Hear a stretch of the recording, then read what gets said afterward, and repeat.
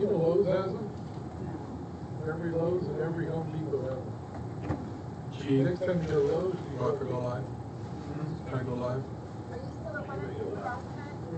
It's 9 o'clock. No on camera, refill. Hey, Pulaski talk. when you pull up by across the security bank, as you're going up over the hill of Lowe's, you'll see that the solar panel. That's it. And that manager goes, we've had them here 3 times. We know what's going on. They were here before we did. Yeah, it is. I did some digging on this thing. And tree plant is pretty cool. I see. There's some good that can come from that.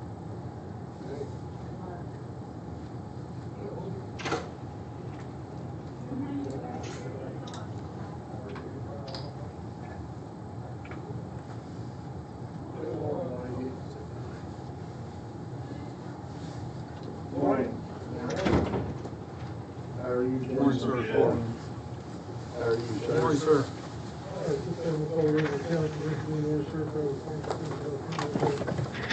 I'll take it. All in favor?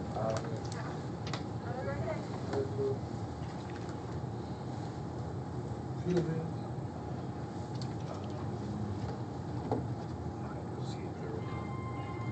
Did she have to sit in the file by the door? No. Let me go look. I think she's got an organizer there beside the door. I know I saw several.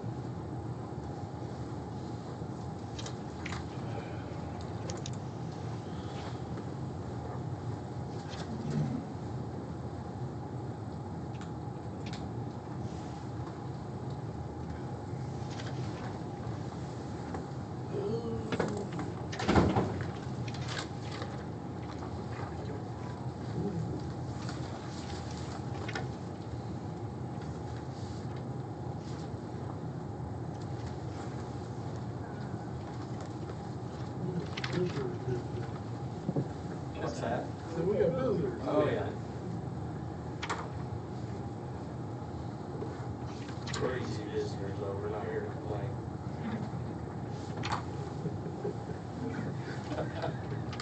You know, it's been, I better be quiet. Let's say it's been.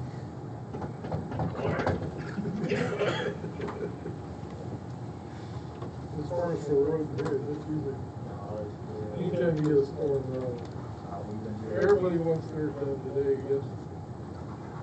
And I understand, I do. Everybody wants to be able to move. When you got as many miles of roads to do, it gets hard to. City still ain't got their road, they usually have them done the same day. Our streets aren't cleaned all the When way. you see the city streets and Modoc streets and everybody else, it's not clear and you really can't take on the county either. It's, There's more trucks per household in the city than there is for the county. Only driver in the county's got 28 miles. Yeah. Each worker's got 28 miles to cover. Each snowplow operator, the city's like, they do like 2 subdivisions apiece. well, through trucks, you get that 28 miles goes about 38 miles. Yeah, it's bad. Is there any yellow run? We got to where it's somewhat usable, and we got an appointment made to take it to the company and put them together to try to get it resolved. But they're gonna fix it when we don't need it, when we need it, we didn't have it. Where's Steve? He's still on jobs. You bringing the information over? Did you tell her to? Yeah, text him, what our meeting me and him had, bring that information in. Okay.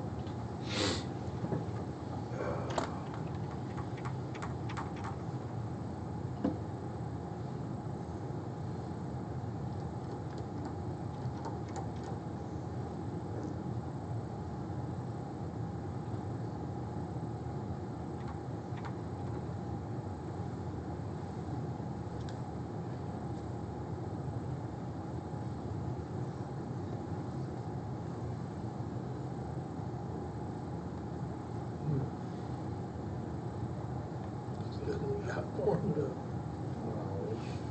Mm.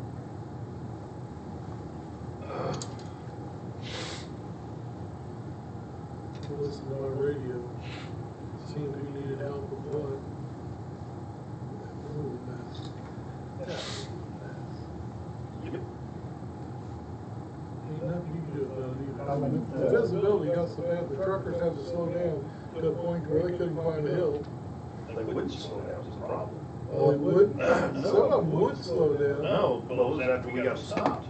I closed the interstate down to 145, Yeah, I heard at about that. 3, I guess it was. Yeah. And couldn't open it back up till 7. And you'd see them guys just whizzing by, and then they just slide off, go into the ditch. Then a lot of them try to cut the OCP highway at Newburgh. Yeah. Yeah, there was, They had a cluster down there. There was 40 some of them down there. I heard, I've seen on Facebook, I mean, like they might have called for 1,300 stuffed people throughout the storm in different places. They had to, Well, we had there, we had a county road block out here. 8540, they come up, I got off at Jerome, come up there and they tried to turn around and back in their crossways, across that road, and it had the whole road, one way in, one way out, and they sat there for, had the whole road shut down.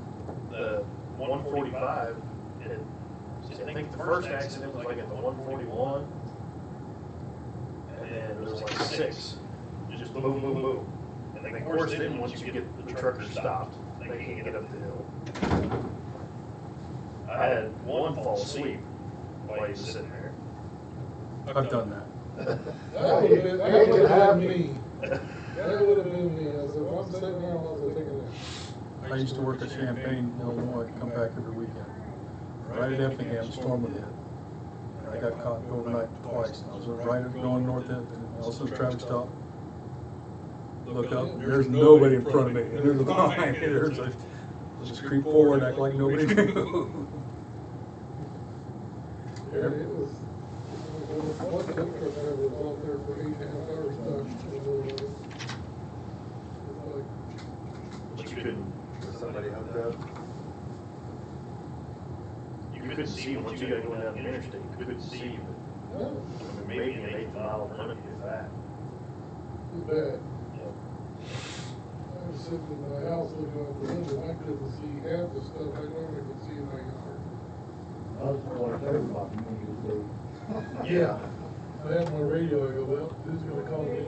Usually they'll call me and say, I need this, this, or this, and I'll get on the phone, either call the governor, or I'll call somebody around the state to get what they need. But they didn't call us for it, because everybody else probably was already called.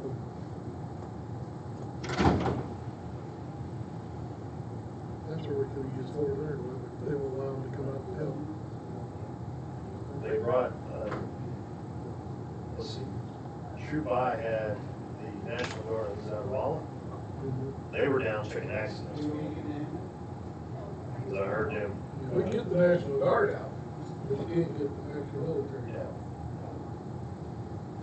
They got all kinds of big records, they can be moving, pushing, Oh, yeah. they can do about anything. All kinds of heavy equipment. Shoot, Yeah, yeah. they do. Then you had the other people on strike, are they still on strike out there? I haven't seen, I haven't gone. Are they? Aren't they going through the snowball? Yep. That's what I thought. Jeez. Oh, no. Yeah, well, I rolled out there, last Thursday I was out there after that storm. Every parking lot was clean out there.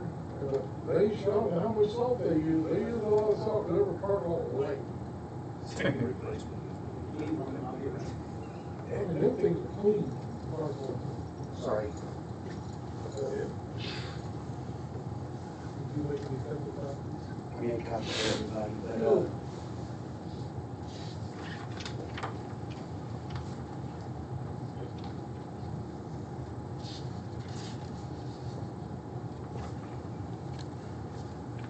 That's my white paper with, you're out here in trouble, with my reasonings behind this, but I want to show you guys.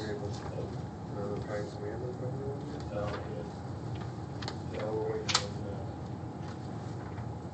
car cameras.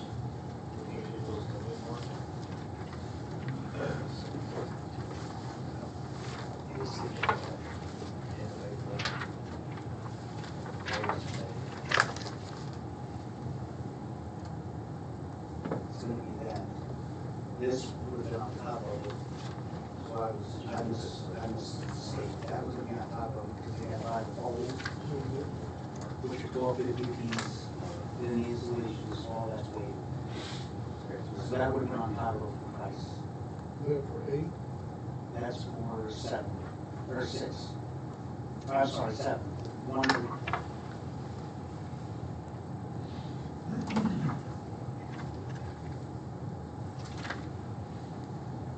That's gonna be for 6. I took the one off of, I thought he gave you a different price. Oh, it was 3. it's 3,000 per, and then 35 for the one. Okay, 6 and 3 is 18. And 34 is 105.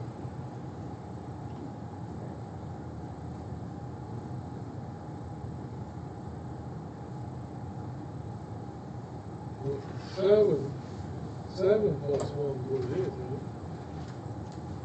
No, it's 6 plus 1. That number didn't match up.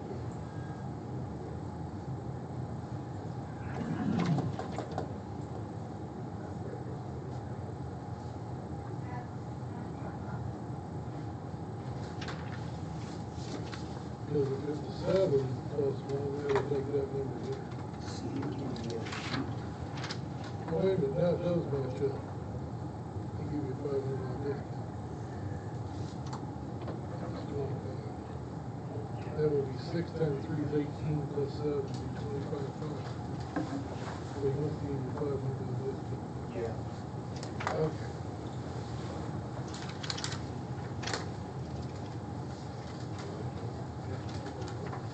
So this, I thought that was, that one came out, oh yeah, for the whole year. But I thought this is the one you moved around your own. One is, This one here, isn't it? no, that's the discount. That's the discount on top. It's 6 plus 1, 6 cameras, 1 drop, so it's So 7. normally it was 7,500 per camera. 3,000 and 3,500. Okay. And here it is.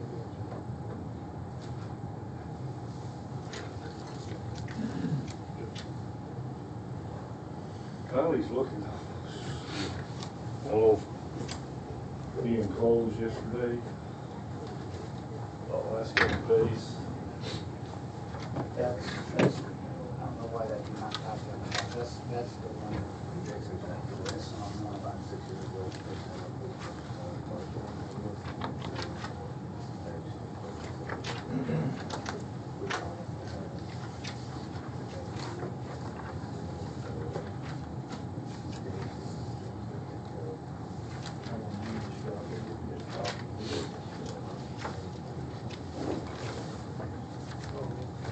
Oh, he did. It didn't cover it. That one we really got, It didn't do the back side. yeah, it didn't do the back side on Yeah, yes, it is.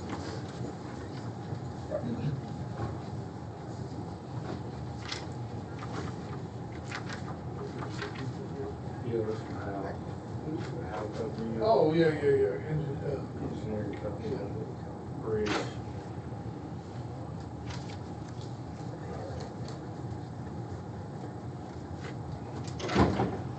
Girl sitting there sitting like that, first got paid on it.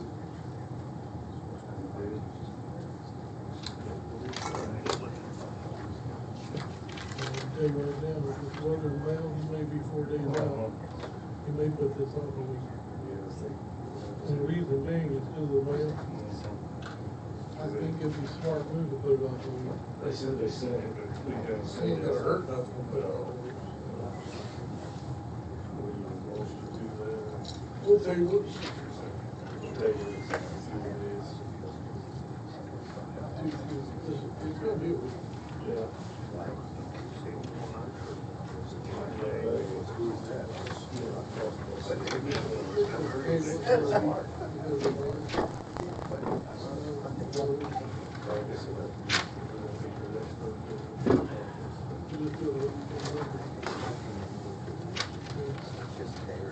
That's fine with me. Gives them a chance to get something done. I hate pull a string on something, and all of a sudden a piece of milk and then they beat it like 20 cents a gallon. Then you got a big gap for the meter. Give it a chance because of weather. March 3rd. Yeah, yeah, don't pay for that one on March 3rd. Way too early. I'm gonna go over this for a while. Originally come up with Camden County Streets when first seen it. And I tried to, I said, why don't we just buy theirs? It just don't work that way, but. Yeah.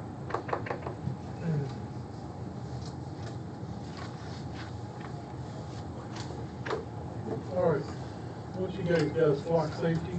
You've probably heard of this, what this is, license plate readers. Okay, we're looking at putting them throughout the county for seniors, children. It does a lot of things. And we're looking at putting them across the whole county. And the price to me is worth it. After talking with this guy, what he does, Stacy, did more talking to him than I did. I listened to the whole deal via web with him and one of the other guys. I'll let Stacy take it over from here. I've given a white paper on the way we're going to utilize these. There's thousands, hundreds of thousands across the U.S. All different types, but the main suite is the flock safety. Missouri is all over the state of Missouri is huge in the flock cameras. If we have a missing person, and we put in the license plate, it'll look for that. It can look for it all over the country, or it can look at it from an area that we're looking at from here to St. Louis. And if that license plate reader picks it up, then it'll give us an alert, and we can contact authorities. Eureka, wherever the cameras are at, we can contact those authorities because all the cameras are linked together. So it's kind of like getting surveillance coverage or coverage over our entire. So what this is going to allow us to do is finally proactively police. We put a hot sheet in, or we're looking for a car. Now it won't tell us the person's in it. It'll just identify that car is associated with this the amber alert, silver alert, or whatever alert we're putting in there for it. So it'll give us an idea, and it'll give us a location. It's real-time data. The problem with a lot of your police department, sheriff's offices, is nobody can proactively police because we just don't have the manpower. Well, this puts the proactive back into us so that we can put in, and as soon as it hits, we get an alert, and we can act on that alert in real-time data. There's no delay. There's no there's no delay. So these, and like I said, the only sheriff's department not linked into this right now is that I know of is Lee County, but all going up north, they're all linked into flock cameras, so they can see our cameras as long as they got a login. As long as they got a flock, they can log in our cameras. We can log into their cameras. It's 100% user friendly across the board for law enforcement agencies. It identifies the law enforcement agency in charge of that, or that's responsible for that camera, so that we can, if we need to contact them, then we can contact them and give them the. It's only right now. It's only the outskirts, the cities. It lets us know who's coming into the county, and it also it lets us know who's coming into the county. But it also lets, like Phelps County, if we have somebody, if they're coming out of our county, it notifies Phelps County. Phelps County is looking for that vehicle. So if Lee County is tied into us eventually, They don't have with Lee County, so we're all talking to each other all the way up I-44 corridor. You can be looking for it, because it hit on that camera, and it's headed eastbound, so here, we could be looking eastbound for this. Are they stationary or are they in your vehicle? I've asked for 6 stationary and 1 drop. The drop camera I can place anywhere within the county. These are now, the thing with the plot cameras too is, maybe somebody only saw a victim of an assault and only got like JG on the license plate. Well, I can plug in JG, and it'll give me a list of all the vehicles with those letters in the license plate. Well, it was a white pickup truck, okay? That white pickup truck, we can narrow it down to white pickup truck with JG. Now it focuses down a little bit more. Well, he had a window sticker on the back of his car. It doesn't matter, just a window sticker. So now it'll associate all those vehicles with a white truck, JG, and a window sticker to get it down to maybe 5. It just keeps narrowing it. You can narrow it down until you got a good idea, and you can. Is that the vehicle? Yeah, that's the vehicle. Then your camera's got the license plate, if there's one.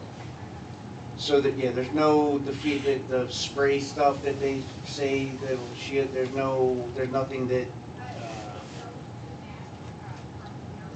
that will block the camera from unless it's actually physically covered. But we got vehicle descriptors that can narrow it down, and so it's. If you talk to some of the people in Phelps County, the sheriff's department uses Phelps County, or up in Phelps County that use this, they are proactively policing, and they're getting stuff done. You got a local retailer here, a large retailer that has it already in our county. And I talked to the manager the other day about it, and they've had the police there at their business before they knew what was going on. Lowe's and, well, I'm sorry. I mean, Baumgars and, Home so, yes, some of your big retail chains are, because they're getting thieved from left and right. So now they let it walk. Yeah, they don't stop them, they just use the cameras, gives all the information. And then, But my white paper goes into a little bit more detail on some of the issues Then I that. got to thinking, like Waynesville High School, one way in, if the school district has in there, maybe they'll pick up a pedophile ring. And I got notification before it happened. And I do want to talk to the back page of that either. Of what? My white paper.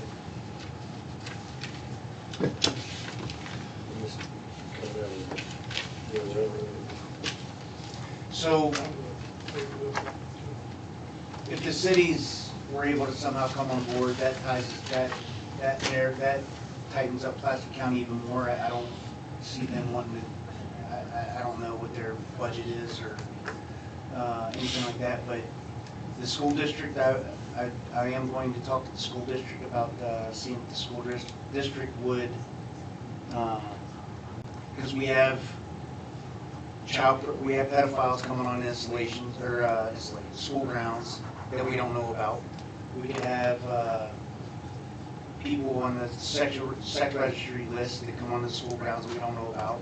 It's all tied in NCIS or NCIC. So if they're associated with the vehicle, then we'll know about it. We'll put this on Monday's agenda. Yep. I just wanted to let you guys know that. Are there any other questions for? And you've got the 6 locations picked out. Well, the general locations, but nothing's going to be set in stone with, and also with this, they take care of all the paperwork with state, MoDOT, things like that. But yeah, we do have the general locations, and once we get on ground, we'll narrow that down. But and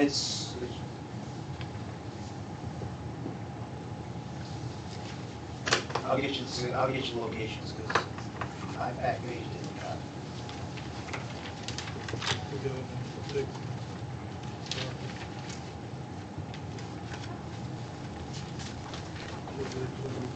Yeah, back and forth 28, 17. Every other country. Sounds like a plan. I wanted to make sure each city was involved, had something. It's schools in every city. It will also, like, for commissioner wise, if you want to see how much traffic is coming on your road, it can detail down a report This will give you a report of, to see how much traffic is on that road. Granted, it's only gonna be that one road, but maybe it keeps getting damaged and things like that, and you wanna know what the traffic's like, because it's higher than normal, or of it.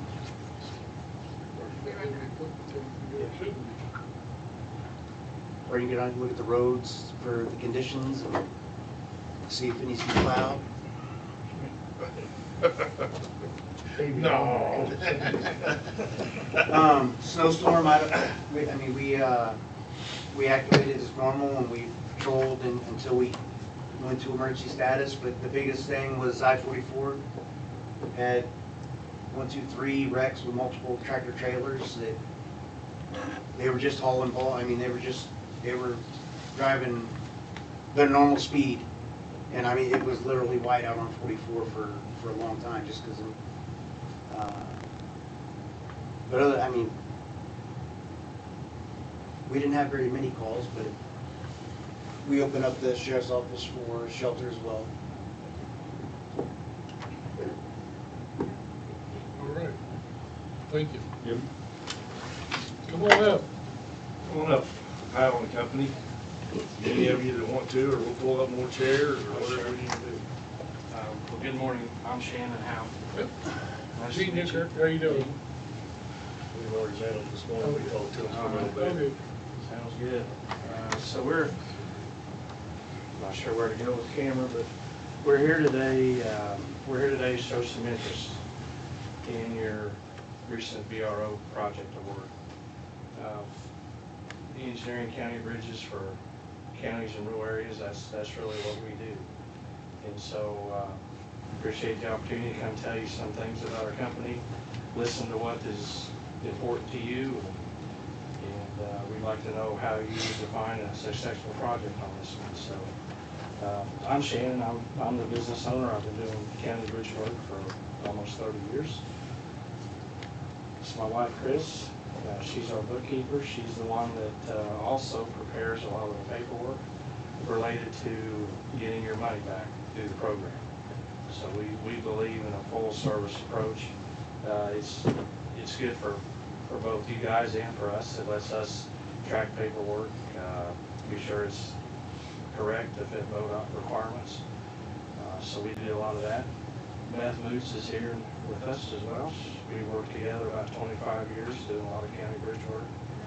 She's a big part of being sure we've got the right staff on the right project at the right time.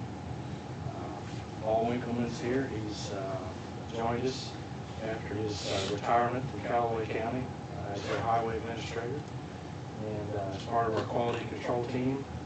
Also does a lot of construction inspection, and he would probably be the guy you see a lot of times on a personal basis. I live around Herman area, by the way, Yeah. so I don't have a gun. Yeah, he's pretty close, and we're doing some work in this part of the state already. We're doing some work for Camden County. We're their on-call engineers, working on a VRO project for them, as well as a county-funded project. Doing some work over Gascony County as well. And so we actually have capacity. Some of the counties that we have worked for the past few years that received money for several projects did not get money this round. And so we are actively looking for work, and we like doing county bridges. We like the people we deal with.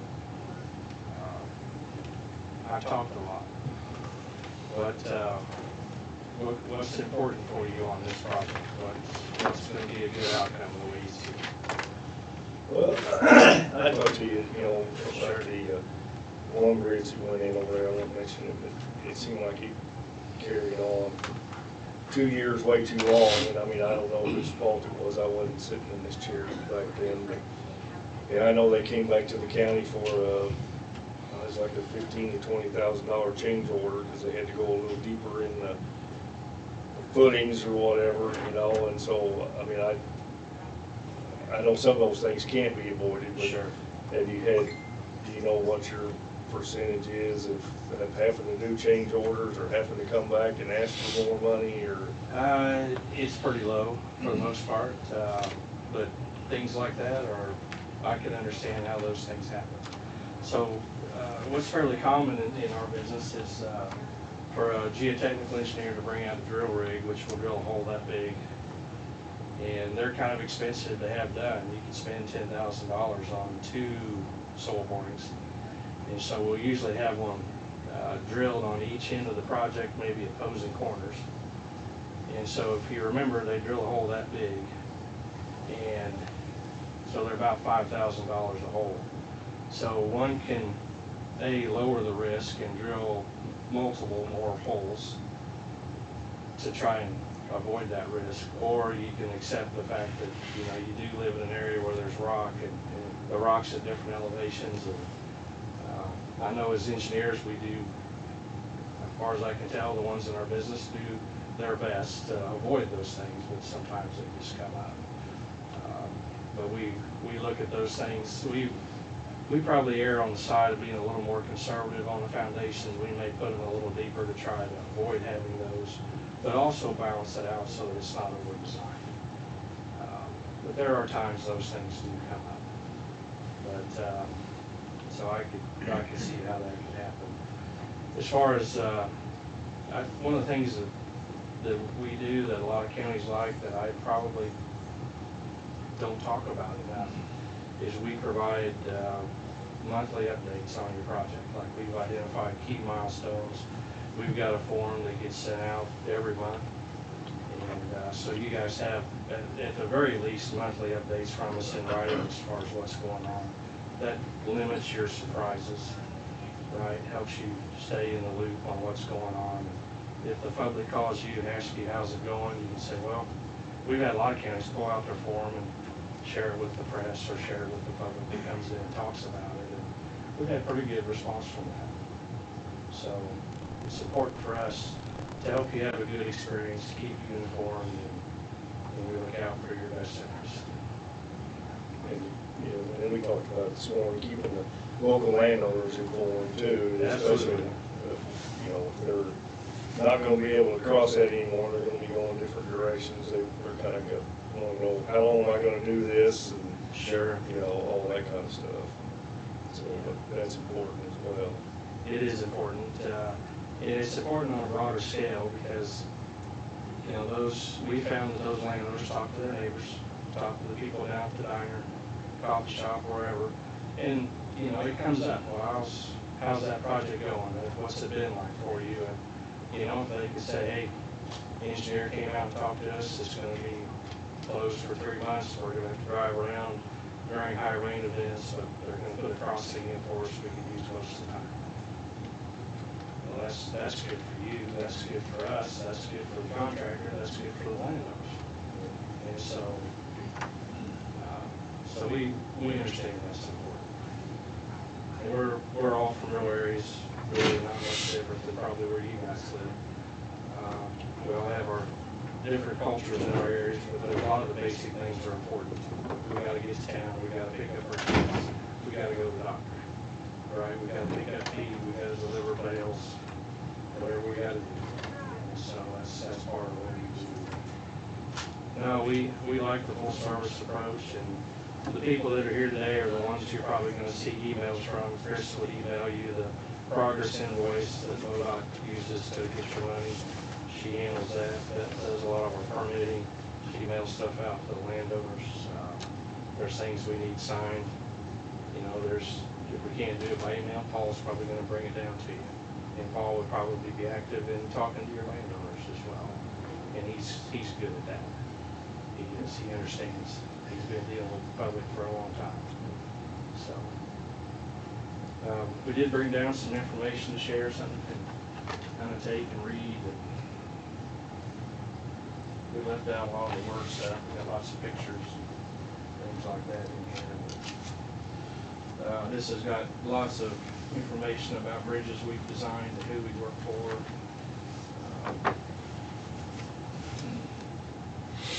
So you could call just about any county. In Central District, we work for Callaway County, Cooper County, Camden County. I've done some work for Boone County, quite a bit of work for them. Miller County, Gasconade. So there's lots of counties that have us help them out. So everything from single span bridges over creeks like yours, we've done several of the railroad bridges over Burlington Road and Santa Fe. They all have their individual challenges, but there's a lot of things that are the same. So, but we try to make it easy for everybody involved.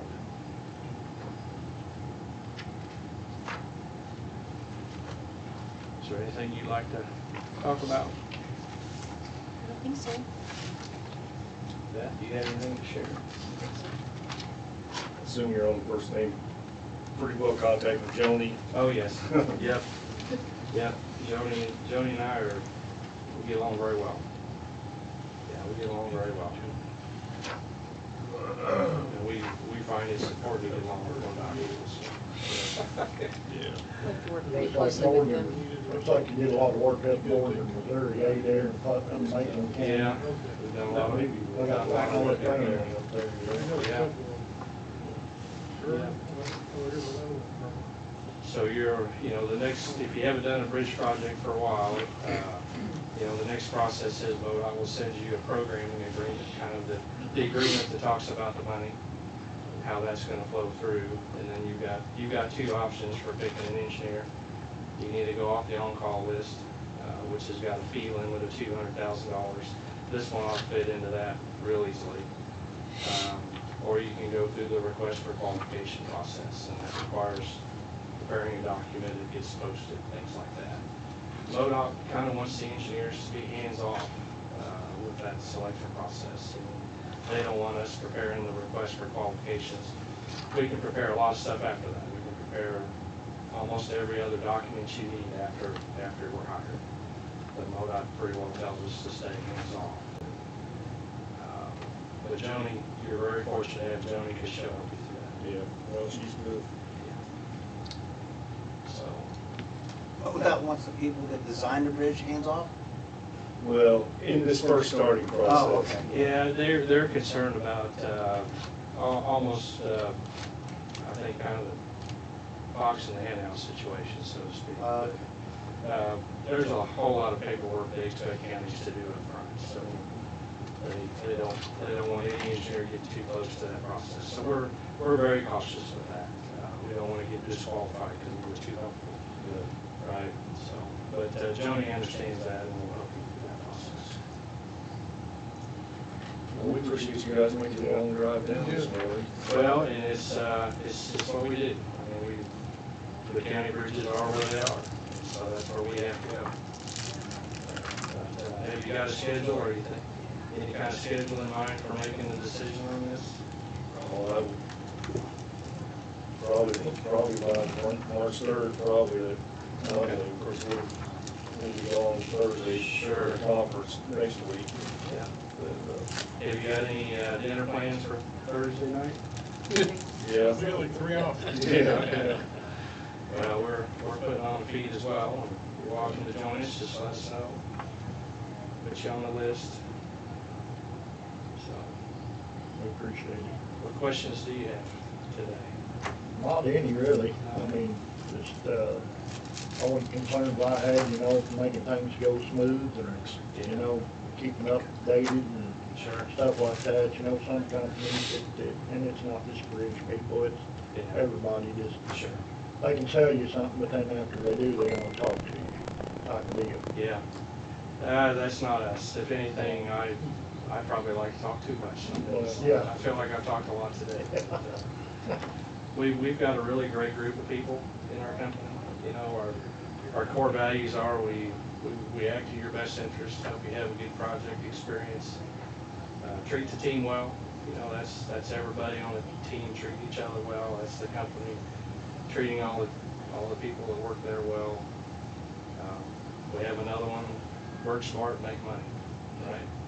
And so, I almost didn't put that in writing, but honestly, at the end of the day, it matters, right? So, to work smart is to be proactive and talk to the landowners. Is make a lot of smart decisions so that you don't waste time and money. That's what that's about. So, and I will say our company's focused on all those things. That's every decision that goes back to that. Every one. So, we like what we do. We like to have a chance to work here. So, give us an opportunity. I think you'll be glad you did.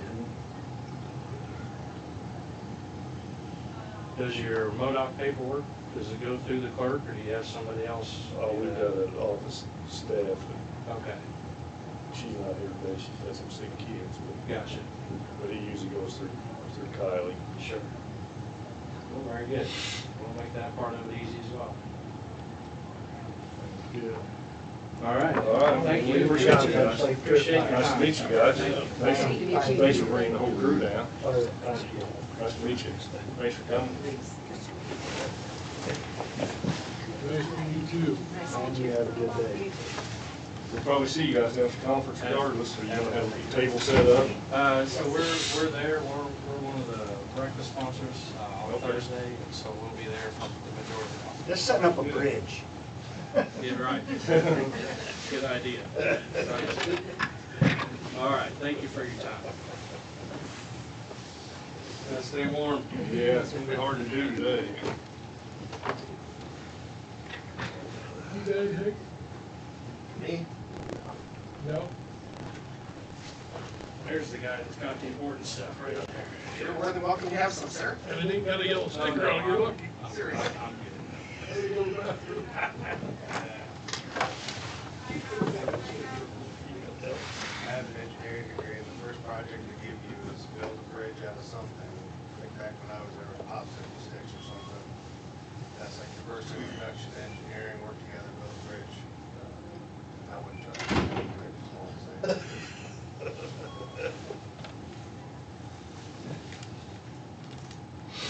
So you don't think that bill's gonna go anywhere, huh?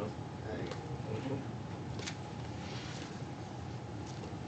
I mean, you just have to give me more money to hire everybody that the juvenile office has now. I have to move P&D or somebody to supervise the guys that are not.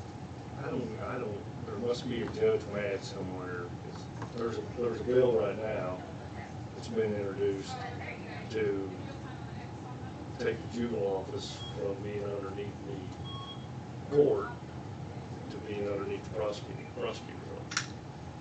Well, there's, And then make all the employees again at-will employees and not be under the umbrella of the state of Missouri. well, and there's some issues with arguments for it, not support or whatever, but, you know, a lot of these circuit court judges, now in ours, circuit court judges don't hear the juvenile matters, but in other Right. circuits, those are all heard by Circuit the court, judge who yes. appoints the juvenile Right. office. So he refers to these juvenile officers, my juvenile officer, Yeah. my, and they become very, I mean, if this is the Oh, guy who good, picks to become hire protective, you, and he's yeah. the one you gotta appear in front of and argue in front of and work in front of day in and day out, that's kind of a odd position to be in, right? Because, I mean, they've made it a full-time job here, but most counties have that open for contract for who bids it and gets that job. So that's, I don't think the solution is right, but maybe there are some legitimate concerns with how the appointment process goes in certain circuits. I don't think that's our issue here. No, that's not our issue here. It's not our issue here, but if Hickle and Fox were here in those cases, choosing who the juvenile office was, maybe that's a, Yeah, it's a but they're conflict, completely yeah. removed because we have a family court set up. A lot of the smaller circuits have not utilized the family court process to set up a family court. And that's when I started in '90. That's the way, I mean, the presiding judge changed. He just, I mean, there was counties that happened. He just walked in and said, you're gone, you're gone, you're gone, and brought in all the people that he wanted to have, and That still happens. and so was 99s when they took us under the umbrella of the state, which gave us a little bit more protection as far as just not considered being an at-will employee. And that's when they passed the family. We were one of the first circuits to jump on board with establishing a family court. I think that was the 1998 that passed.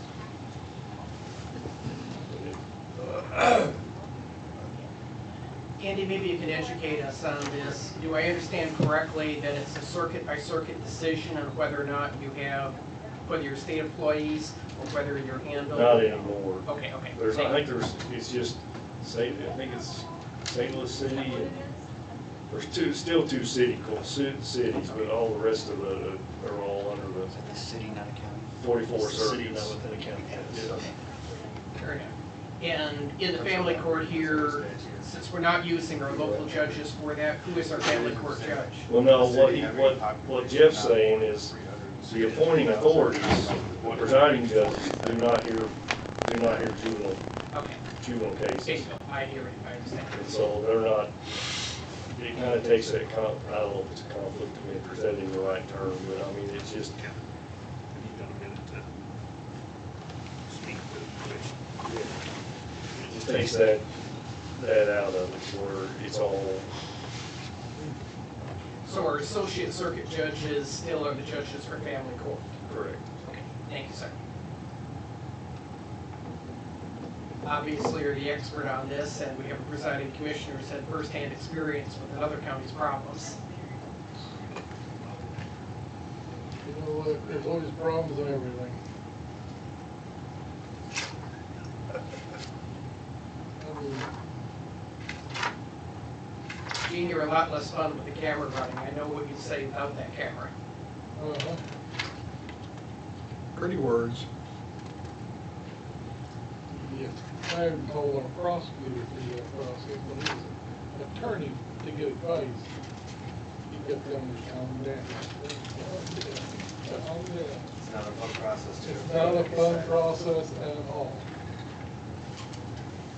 So you've got an engineering degree, what? Yeah, remember, he looked at University of Miami, you know, the people are. So you can design some old water crossings for me and stuff. No. They just make us all build a bridge on day one. You can design your sidewalk. Although I do, what I did not know until I was City of Dixon's attorney for years is that had I known what other areas of engineering did when I was 17 and went to college, I would have gone into waste management, like 100%. The money those guys make designing those sewer plants, Uh-huh. that, if somebody had told me how much money there was in that in 1998, I never would have majored in electrical engineering, that's for sure. Probably would have ended up a lawyer. Yep. This man, you got something for me?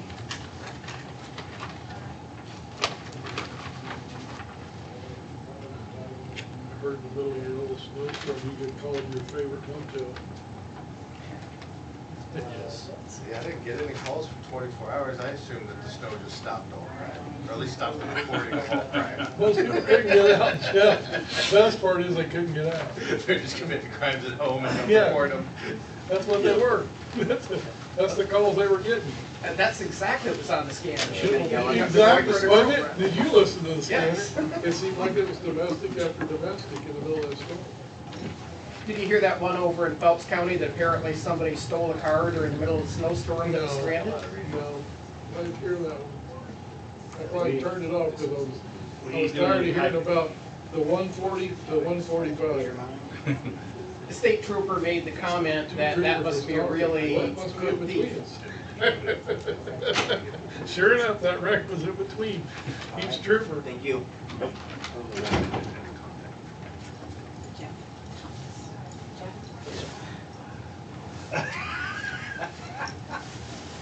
Roger said you wanted it.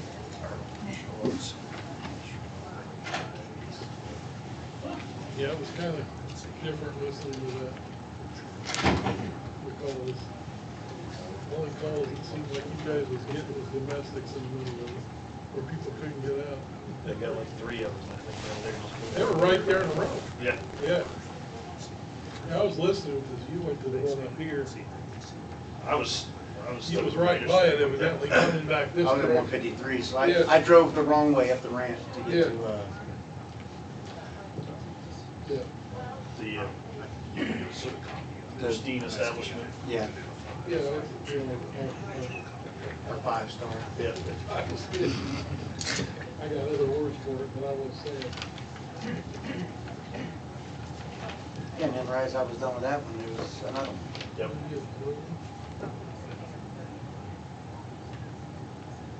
So I drive all the way from Buckhorn to St. Robert, all the way down to Lycord, up, Gene, at the risk of being your PAO, which you don't want me to be either, if I were Pulaski Talks, I would want to maybe have the presiding commissioner explain what BRO is. It's something a lot of people in the public don't know, and a lot of people in the media have to have it explained to the first time they hear it. Ricky, explain, you want to explain it? Basically, Yeah, it's a bridge replacement, and you go through a process of applying, through the state to, you have certain bridges, and the state will actually come and inspect the bridges and say it's good, poor, or whatever, and once you start getting to where they start calling it poor, then you start doing basically a grant process to try to get that bridge replaced. And From state funding? Well, state funding and then partial funding by the county. And so we went through that process on some bridges, and anyway, our Pulaski County, on my side, got approved to have a bridge replaced over on Rosebud. And it's probably, I think it's the oldest concrete bridge on my side. I mean, it's starting to get, it needs repair, and so anyway, that's what this process, they're actually not gonna start, we did get approved to have the bridge, the state funding to have the bridge replaced. And so we're starting the process now, is what I was asking the engineers earlier, and get them selected, get an engineer selected, with the bridge construction is not actually gonna start till 27. Having some familiarity with government contracting on the federal side, how long is the process usually from the time that the requirement is validated to the time the contract is awarded? Yeah. 5 years? No, like I said, it's supposed to start in 27, so I Okay. mean, the contract will be awarded, Okay. I'm assuming sometime by the end of this year, because, you know, they gotta file for permits to be in the creeks and all that other stuff, so that's what takes the whole year Sure. process of getting all the permits required. And Is it a similar process for state buildings, county buildings, and the like? Do you get grants, do you get repair, storm damage, yada, yada, yada? yeah, similar. Yeah.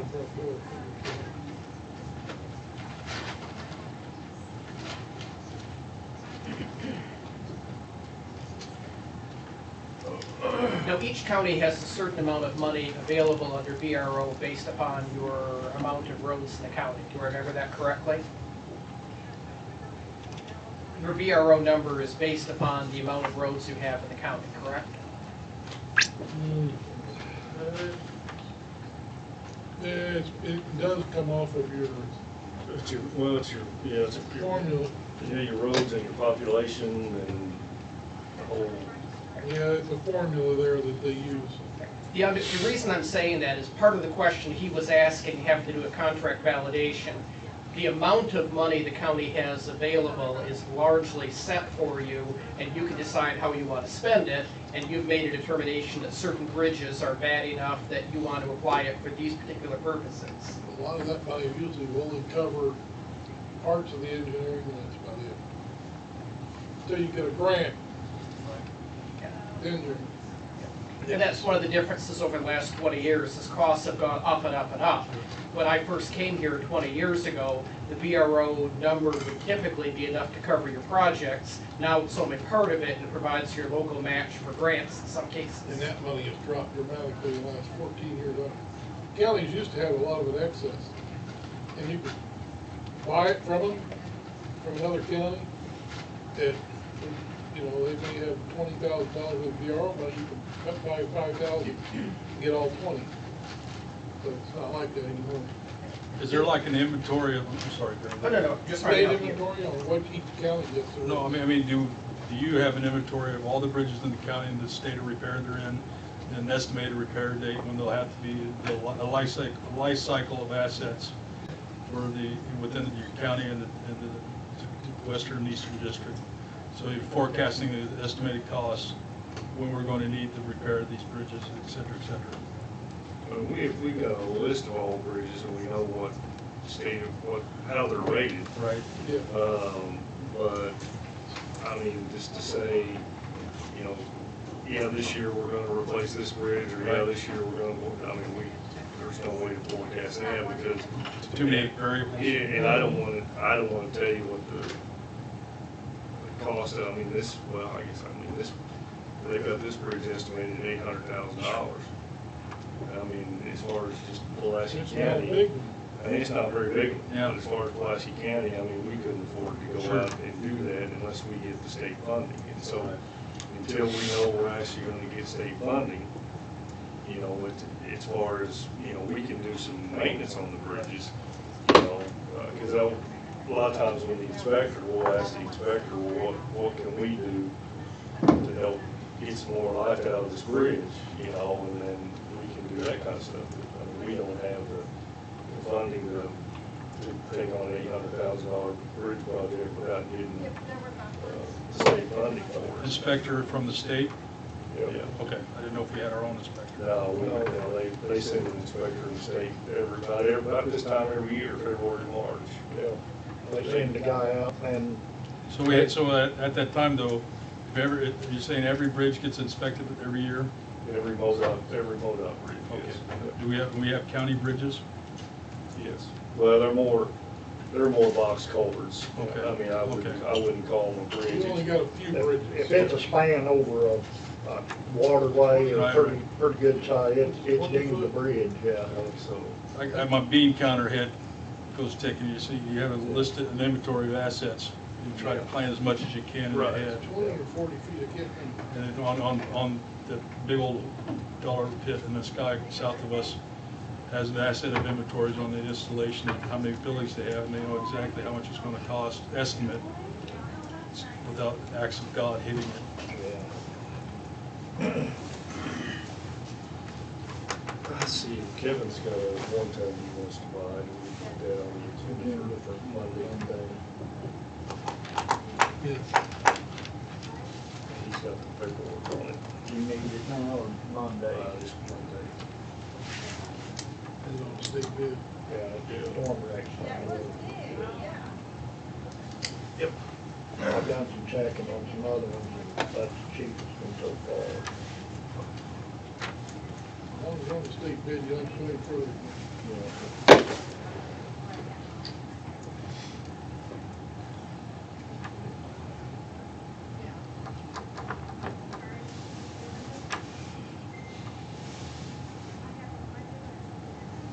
Just call that guy Andy. Good. Set them up. And he said that if you wanted to do it both at the same time, as far as picking us up, we'll come together and things. Next Monday or Thursday, we get our end of month totals. It would probably be, Monday the 3rd, probably.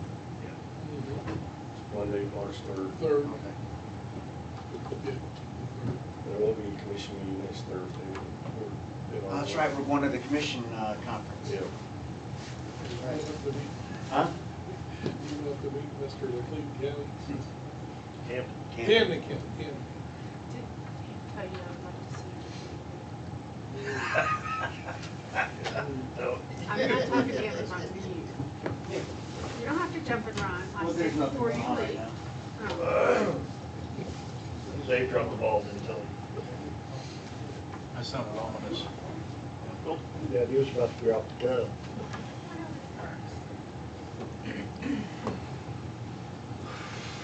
Since according to Sheriff, you've got nothing going on, would the commissioners like to talk about what you've been doing on roads for the last couple of days? Darryl, you're taking that a little too far. Yeah. The point being, you're done with business for the day.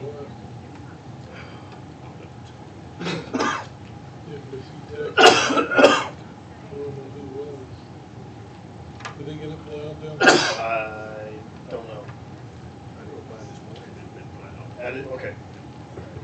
This one had been plowed. He might have done it last week. Yeah. We got through all our roads, Daryl. 2 lane, so I mean, have to go through every road twice. So we got through all our roads yesterday. Yes. Took about 12 hours. So like, Guys worked hard and fought everything freezing up and not wanting to run. Gas, fuel tanks froze up, gas pumps froze up, so I mean, it's miserable trying to In my driveway. get it all done. State had something I've never seen them use before. They're pulling a truck, a trailer, Yeah. with a plow on the side of it, and that trailer was going down. They cocked the wheels on Take it. 2 lanes. Yeah, I mean, it was pretty neat. Trash. They run them a lot in Kansas City, Did they? but yeah. I'd never That's seen it first, here. that's the first one we've had here, yeah. Yeah, he was running it up there. I was headed to the shop yesterday morning at 4 o'clock and get there just right at the shop, see all these red and blue flashing lights and everything else. I'm like, oh no. State truck off in the ditch, right? What, a tow truck? Or No, one of the trucks? salt trucks. It was one of the big salt trucks too. Did you get one of your piece of equipment out? We tried to pull him out with a road grader, it wouldn't budge. So you tried to provide mutual aid to the state Yes. pulling out the truck. Was it loaded down with It salt? was loaded down. Oh, yeah, oh, man. You know, must have had one of those cats, with a winch on it, Yeah. winch it. Well, then, state had one broke down, I think, here at the 153. Yeah. It was sitting on the side of the road. Was that the one you were referring to? No, this was right by the shop out there at Sweetburg. Okay. Oh, that's right, yeah, I remember seeing that up at, yeah, I saw that note on the MoDOT map. Let me ask, am I correct that, Hunter's Point is, I'm sorry, incorrect, Longview is within your jurisdiction, correct? The Eastern District. Okay, apologies. Yeah. You know what was said on the Longview page about why isn't beet juice being used? My understanding is that you have in the past. Was it used this year? And if not, was it maybe the temperatures that caused not to be used? No, we haven't used it in, Have been used in 2 years. yeah, I'd say the Charles quit it. I mean, we was just about to get out of it 5 years ago. It works, it does, it really works. Yeah. But they were having the price of the Chemicals. chemical, the beet juice, the chemical got up to where you couldn't afford to use it. Okay. Do we have any current numbers? That's something that maybe ought to be announced of why it isn't financially responsible to do that now. I don't know. No, I don't We either. could look Okay. into it. They could look into it. But it was made by the previous commissioner, the decision was made, this mixed predates it- you. They mixed it in the Western District, because MoDOT showed them back then. That was 2 commissioners prior to him. Ricky, showed Ricky and him how to use it and mix it, and they did it. But then since then, the price of the beet, or it's a beet byproduct of beets is what that's used. But there's also another chemical used with it, Yeah. and that chemical went through the roof. Okay. Yeah, and then, you know, part of the process, you have to mix it yourself and everything else. You mix it in a big barrel up top, and then you pull your truck in and dump it in your. MoDOT's got wet systems on their trucks that is incorporated with the plow system. The county does not have nothing like that. Previous, what they done is just put it in a plastic poly tank with a bar on the back that wasn't even pressurized, and it just cracked it open and basically let it run out. Those really need a pressurized system to make them work.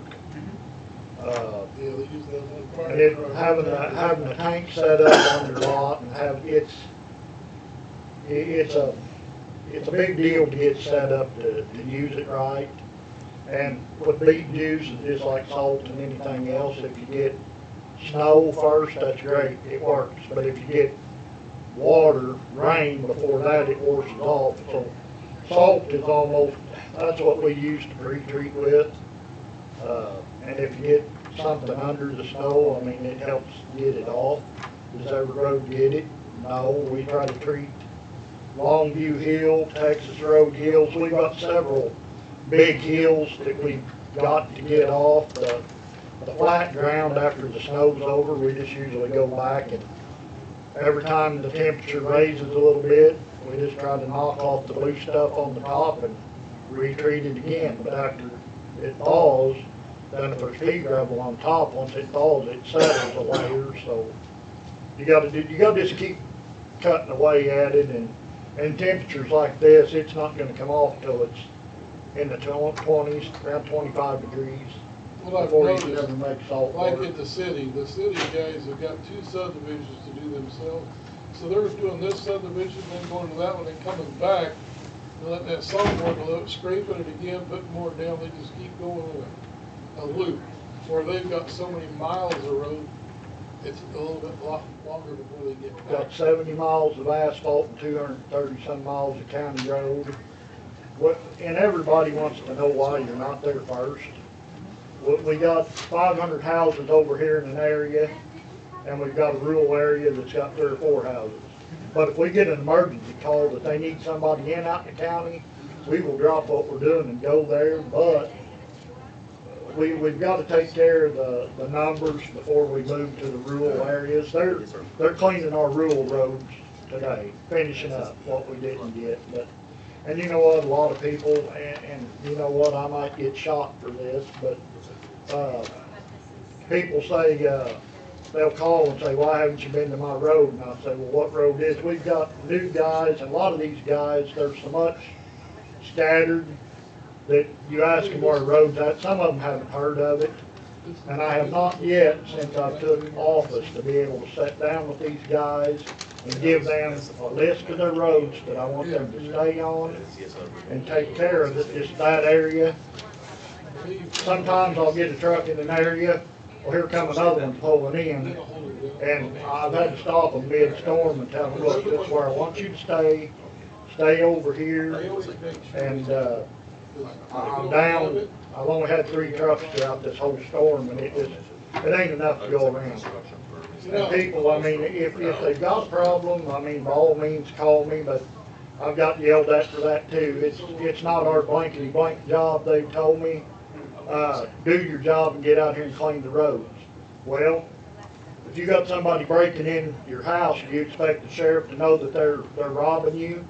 You gotta call emergency personnel. So I mean, by all means, if somebody has a problem, if they call me, I will get it addressed. But most of them, you know, that's what you hear.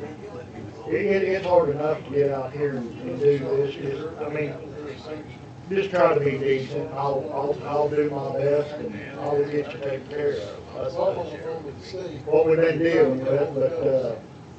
But we got this morning, got to the shop, and he said our fuel pumps was froze. We couldn't get fuel, so we've had to branch out and get a credit card and go get fuel, or we can get it till they get our pumps stalled out. But you know, there's a lot that goes into a snowstorm, and the guys work long hours. And, it's challenging, and you know, they're doing the best they can do.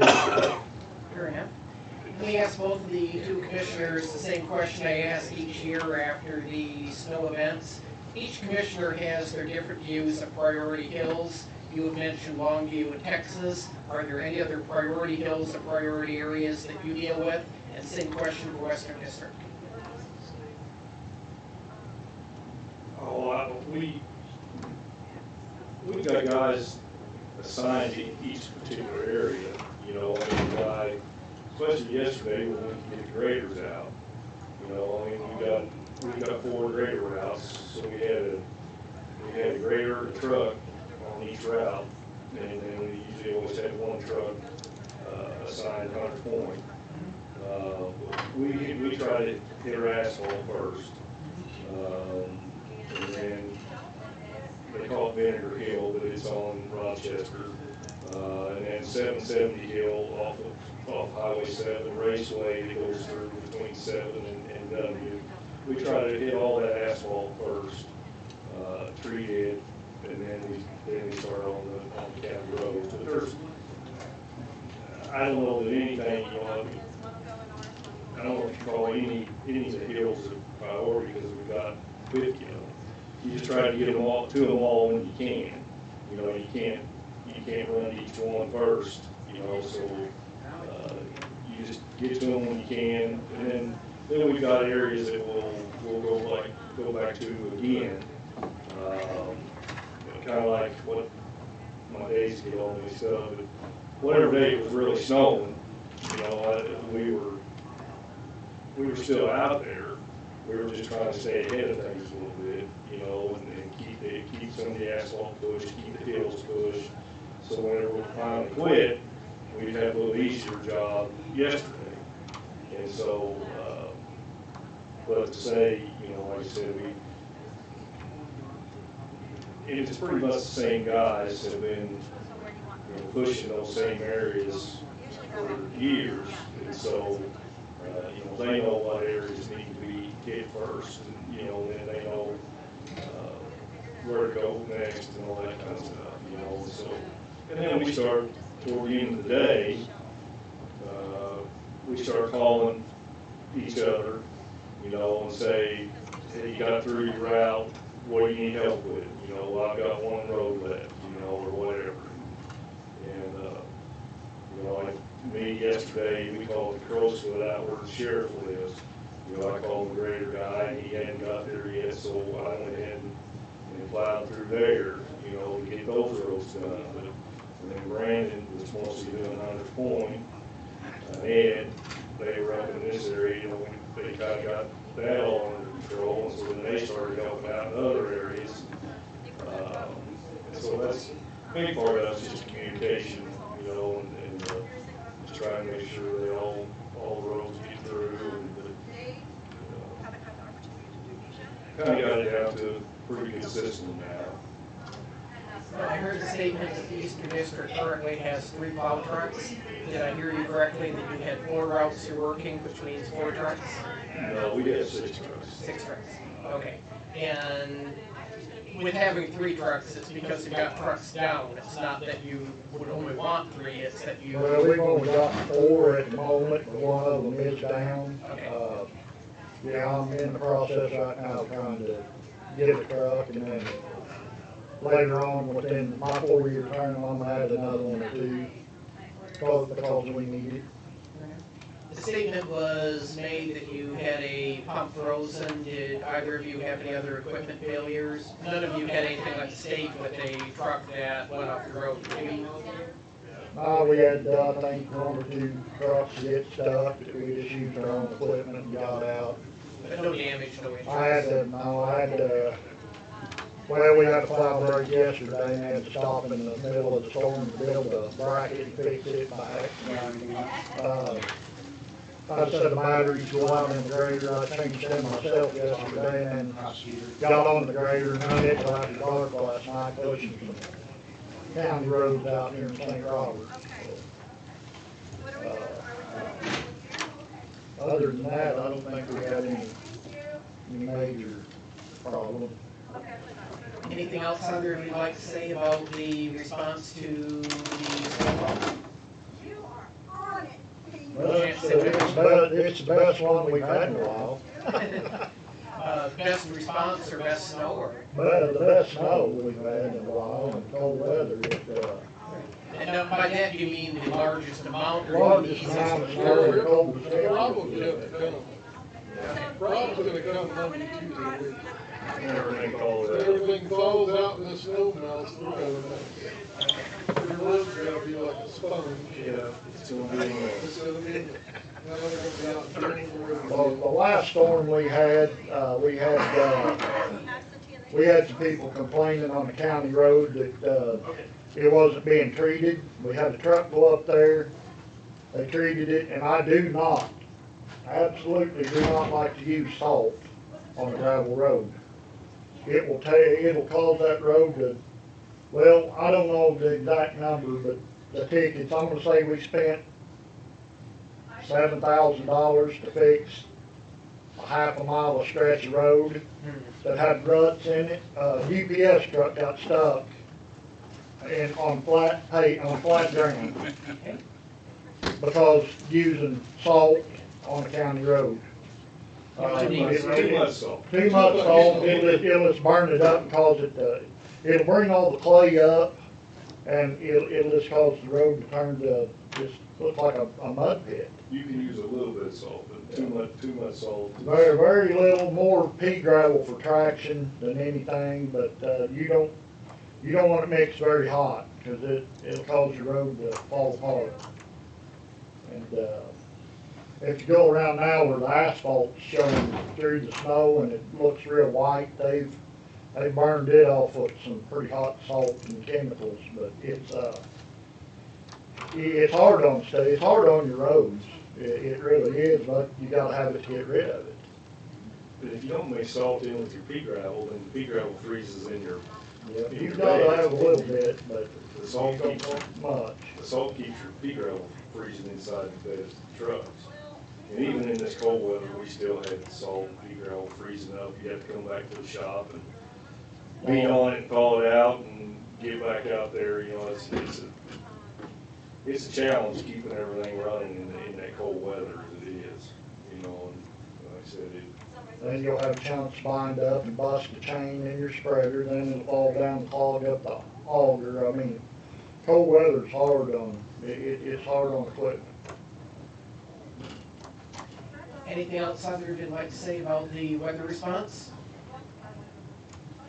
no, other than, I know Kevin's proud of his guys and I'm proud of my guys. I mean, they put in a lot of hours and a lot of overtime and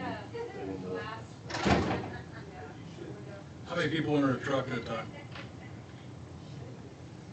whenever, like yesterday, it was one person per truck. But if we can, we like to do two a truck, and that way if you do have trouble, you got somebody there to help you, or somebody, I mean, like yesterday, plowing, the snow just comes, your windshield wipers can't keep it off, and your wipers freeze up, and so, you know, you're getting out, busting everything, you know, cleaning your windshield. If you fall and you're by yourself, you know, and so that's why, safety reasons, I always wish there'd be two in a truck. But Is there a standard rule for whether drivers are assessing the sleep deprivation? We just had a state trooper get killed in another state from a snowplow hitting him. Didn't say why he hit him or what was the underlying causes, but been in the Army many times, slept in a coma state, just zoning.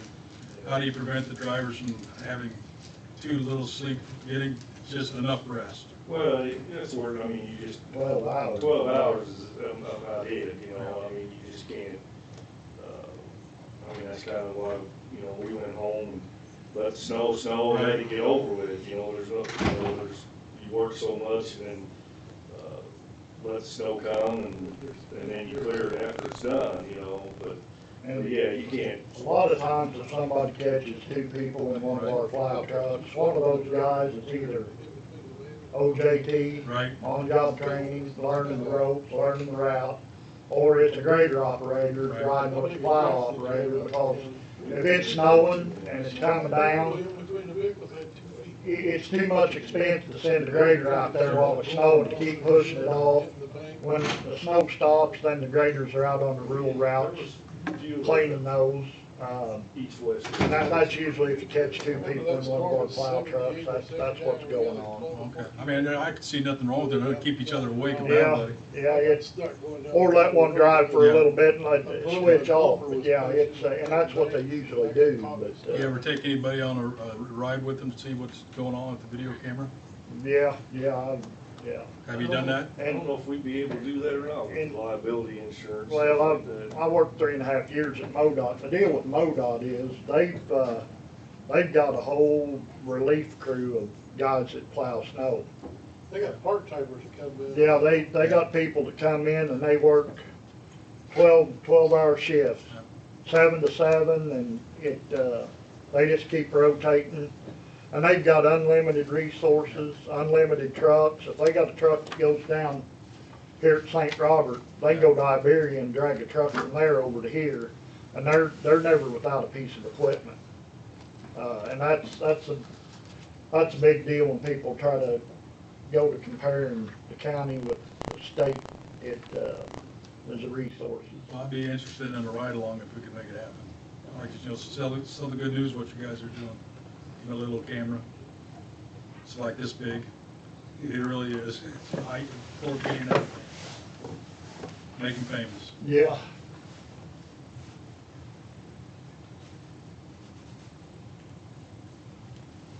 Did that answer your question? Yes, sir. You too, sir? Yes, sir. Doing fine. You know what, as a county commissioner or even a road worker, you're gonna get mixed reviews. I mean, that's just how things go, but,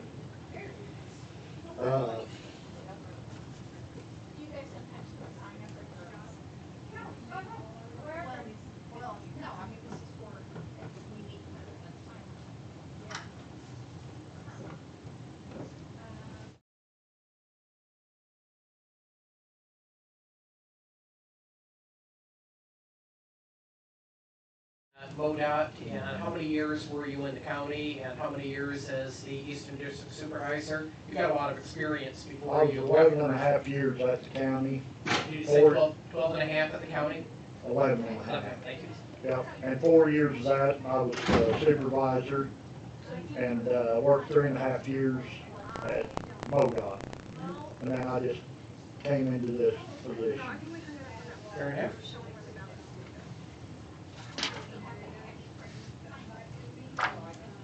And I got a cousin that's retired from MoDOT. So clearing the roads is kind of in your blood. Yeah, it makes for a long night watching snow hit the windshield for sure. And I don't like it. Now, both of you are out with your crews, right? Yeah. Now, again, I know that, but there'll be people watching online. Yeah, I'll run a grader, and like I said, I changed batteries in the grader yesterday for them to keep them at work, and I took over and changed the batteries, and then after I got them fixed, I ran the grader for, I think 3 or 4 hours until it got after dark, and I shut it down, and then they picked up where I left off this morning, so. Yeah, I'm not afraid to get out there and work. I'd rather be there and see what's going on. I think Andy would be the same, you know. I don't want to have them do something that I wouldn't do myself. Fair enough. I was behind the wheel from 4:30 to 3:30 yesterday. 4:30 in the morning to 3:30 in the afternoon. Yeah. 11-hour day.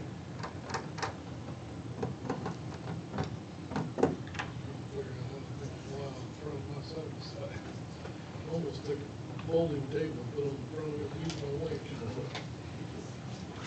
Oh my gosh. Yeah, I thought about it. I'm sorry.